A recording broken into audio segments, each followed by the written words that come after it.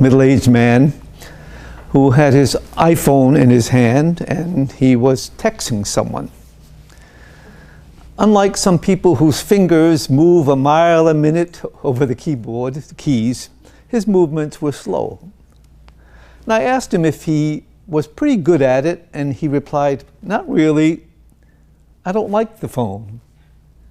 When my daughter and her husband join us for dinner, they take out the phones, and I must ask them to please set them aside and give us some quality time while we are together."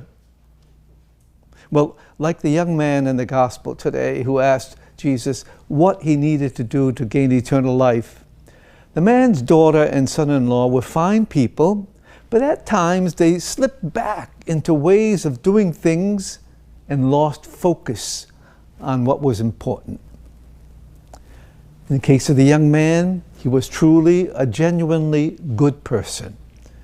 He understood the value of eternal life, kept the commandments, had a relationship with Jesus enough to engage him in conversation, and he looked to Jesus for advice. What he heard, however, was difficult for him to accept. It meant he would have to dispossess himself of things in life that prevented him from being more attentive to others, particularly those in need. Jesus was not asking the impossible of this young man, nor is he asking the impossible of us. The poor that Jesus alludes to can be the mother and father at the dinner table who simply asked their children to put the phone away for a while so that we could have quality time together.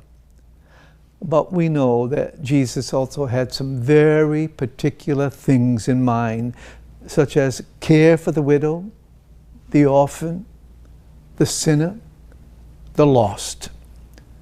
The irony in the story today is that the young man went away sad.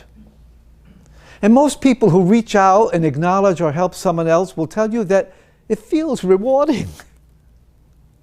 In the reading from the Old Testament today, we heard how the Israelites, once rescued from slavery, slipped back and lost their focus on God.